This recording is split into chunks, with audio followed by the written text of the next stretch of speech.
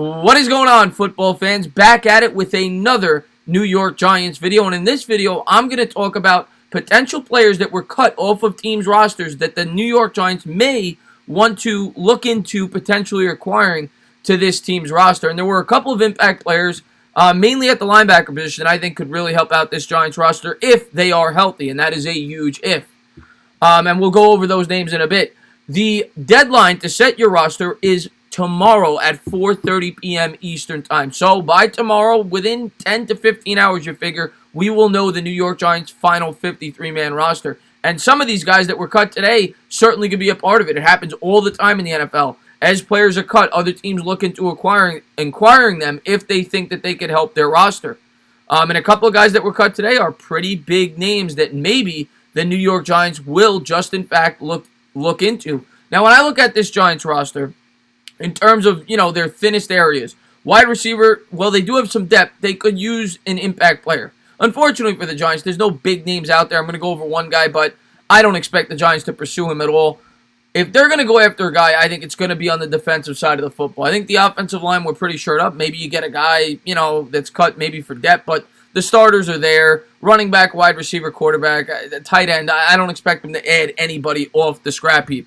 Where they may look for a guy that was cut off a team would be on the defensive end. And when you look at it, I could see them going for a guy in the secondary. I could see them going for a middle linebacker. And I could see them going for a pass rusher. Up front, I don't expect them to make any impact moves. But I went over the list of guys that were cut today. And a lot of these guys are former first, second round picks. Guys that have had success in this league and have struggled over the last couple of years due to injuries. And other guys were cut like a Malcolm Smith, because of the fact that he's not living up to his contract. Now, what these guys will cost and what the Giants have on their books, they don't have that much, but maybe you could get these guys on, a bargain deal for God's sakes, they were just cut from their previous teams. And the first guy I'm going to start off with is Malcolm Smith. Malcolm Smith is a former Super Bowl MVP. He signed a huge 5-year contract over there with the 49ers, and since then, he has not lived up to it. He, of course, won the MVP with the Seattle Seahawks, and the reason he hasn't lived up to it is because of injuries. He didn't play at all in 2017, the first year he signed that huge contract. He was coming off over a 100-tackle season, and then last year, he played, part of the season, I think about half the season. So he's been banged up the last 2 years, and that is why they cut him. They don't think he's worth the money he's getting paid.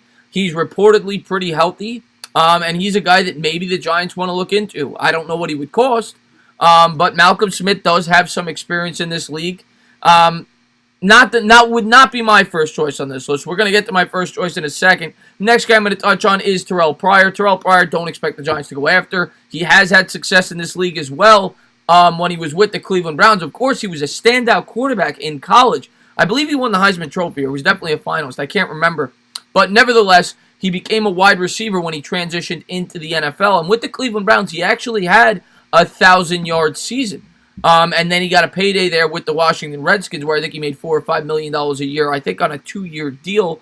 Did not do well there with the Redskins, then signed on with the Jets.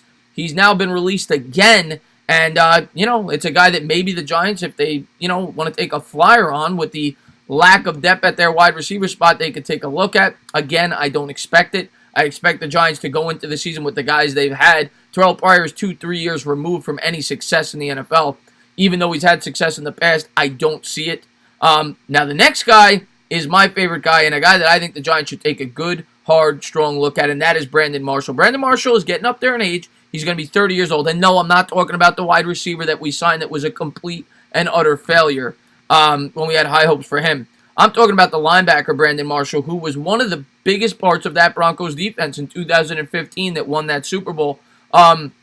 He's a 3-4 middle linebacker, and the Giants, when you look at their roster, are very thin at that specific position. Alec Ogletree, is going to play, no doubt about it. Even though he was mediocre last year, he has had a lot of success in this league. The other spot lacks experience. Conley's looked okay. He's looked pretty good, Tay Davis, B.J. Goodson. But a guy like a Brandon Marshall, certainly, if he is healthy, would be an upgrade over those three players in the starting lineup. Brandon Marshall has said, came out today and said that he is fully healthy. He used training camp to get back to full strength, recovering from the injury that he sustained last year, which is why he has not performed as highly as anticipated. We'll have to wait and see if the Giants kick the tires on Marshall. But if he is healthy, if he passes a physical, I think it's a guy that the Giants want to take a good, hard, strong look at. I expect a lot of teams to be looking at Marshall because I think he still has some tread on those tires. I think he's had 3 100 tackle seasons. He's a good middle linebacker. Still, in his prime at 30 years old. He probably still has 2-3 years left. Maybe the Giants want to take a flyer on him as he would upgrade this defense if healthy. So that's a guy I would really look at. Shane Ray's the next guy I want to touch on. He was a free agent this year. Had an 8-sack season, I believe, there with, I think he was formerly with the Bengals, if I'm not mistaken. I could be wrong on that. But he had an 8-sack season, I think 2 years into his career. He's a former early draft pick, first or second round. And he showed promise there in his second year. Since then, he's been lackluster, mainly because of injuries. Has not performed well. He said he was fully healthy coming into this year, and obviously the Ravens didn't like what they saw. He only had 2 tackles in the preseason and a half a sack. But obviously the Giants have a lot of need to find a pass rusher. Shane Ray, on a cheap deal, if he's healthy, might be worth a look. Another guy worth a look that was cut off the Ravens roster today. And then the last guy I want to touch on is Cravens. Cravens, of course, formerly drafted by the Washington Redskins. He was a mid-second round pick. And the reason that I have interest in him, if he is healthy, he's been banged up throughout his whole career. He's been in the league now for 3 years. He's never played a full season. But I do think he fits that money backer role exceptionally well. He could play both the safety and the outside linebacker spot. He was drafted, if you go back and look at his draft notes, as a hybrid. A perfect description of a guy that could potentially play that money backer role for a James Bettcher defense.